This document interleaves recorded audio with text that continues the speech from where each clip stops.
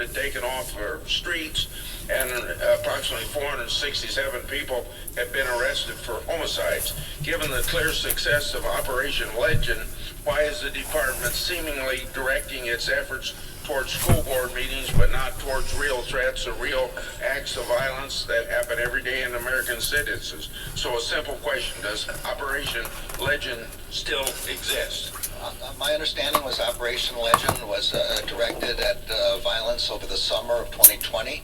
We have addressed another surge of federal prosecutorial and law enforcement efforts this last summer. We have stepped up the amount of money we're giving to state and locals, and we've increased our joint task forces together. I've visited federal and state law enforcement in New York and in Chicago and in Los Angeles and in San Francisco, all aimed at violent crime in those areas, and we've asked for considerable additional money, about $1 billion in grants to fund state and local police in FY22. So I think I hope that answers your question. Okay. Only 4 packers, JBS, Tyson's, Cargill, and National Beef, control more than 80% of the cattle market. These companies hold a tremendous amount of market power. The Justice Department issued civil investigative demands in May 2020, but we've yet to learn anything from this investigation. Could you provide an update, and can you commit to expediting this investigation so that our cattle producers know whether there are any antitrust violations? Senate Judiciary Committee Ranking Member Senator Chuck Grassley, Republican of Iowa. So I can't discuss specific investigations. We have long-standing policies against that, but I can tell you that the Antitrust Division is aggressively concerned with competition in the market that you described. We are also in frequent consultation with the Agriculture Department with regard to the Stockyards and Packers and Stockyards Act. We regard this as an area where we have to be very much concerned about exclusionary behavior and anti-competitive behavior. Thank you. Thanks, Senator Grassley. Senator Rono. Senator, I think your mic's not turned on. One thing I have to say as we listen to, going on hour 3, is that the Republicans, once they focus on something, they just stick with it. It is amazing to me that there's all this mischaracterizing of the Attorney General's memo, as well as a letter from the acting U.S. Attorney of Montana, and his letter is also totally mischaracterized as to what the focus of the Attorney General's letter is. So I would like to submit for the record the acting attorney, U.S. Attorney of Montana's letter. Without objection.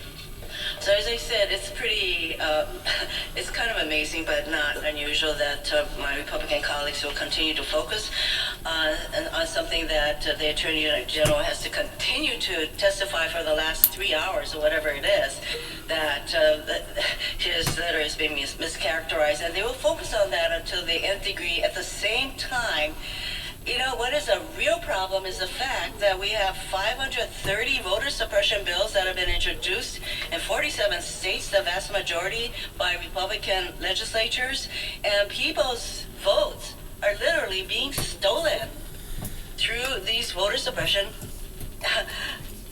actions. And do we hear word one about the fact that this is happening all across our country, that voter suppression, stealing of votes is happening? Does a single Republican even care about that? No. So let's let that sink in. That they talk about all of the memos that totally mischaracterizing, and yet what is actually happening in voter suppression, not a peep.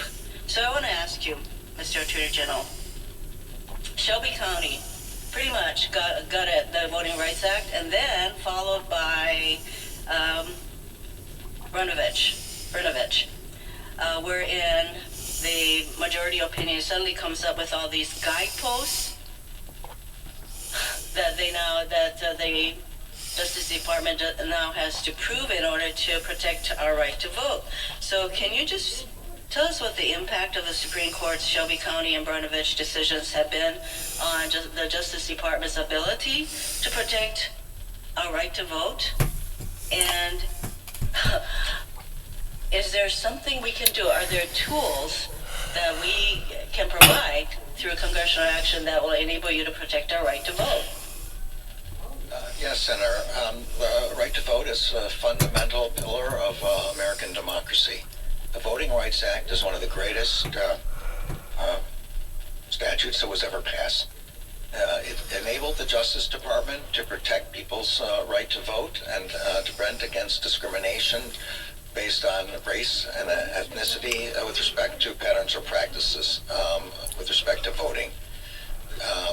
In Shelby County, the Supreme Court took out the most important tool we have, which was Section 5, which allowed pre-clearance by the Justice Department, or alternatively allowed the state to go to the federal court to get clearance. And that left us with the circumstance of having to examine each case one by one with the burden on the Justice Department.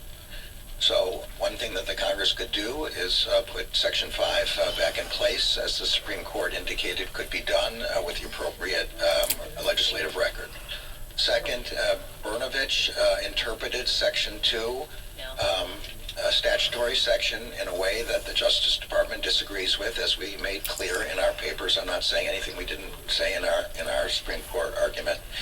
They narrowed it in a way that we think was not consistent with congressional intent, and which makes our ability to challenge discriminatory changes in voting much more difficult. Congress could, again, fix that by bringing back Section 2 to what Congress originally intended, and making that clear in statutory language. Both of those changes would be enormously important from the point of the Justice Department's success in protecting the right to vote. Thank you, Senator. I'm sorry. Thank you, Senator. Mr. Chairman, it's clear that we will have to do those things that the Attorney General recommends to protect people's right to vote without a single Republican going in that direction. That's how pathetic it all is. Thank you. Thank you, Senator. Senator Lee. Thank you, Mr. Chairman. Attorney General Garland, I find it deeply concerning that you still haven't cited a single example of a true threat of violence. And if I'm understanding this correctly, and I've been here for most of this hearing, I've had to step out to vote a couple of times, but I think you seem to admit you didn't do any independent research outside of receiving the September 29th National School Board Association letter. Now, for one of the things I find that perplexing and quite troubling, this came in, it was sent on September 29th. I believe that was a Wednesday. The following Monday, just days later, just barely over a weekend, you responded with your memo, relying on the NSBA memo. Now, I submit, as a member of the Judiciary Committee with oversight responsibility over your department, I submit requests for information all the time.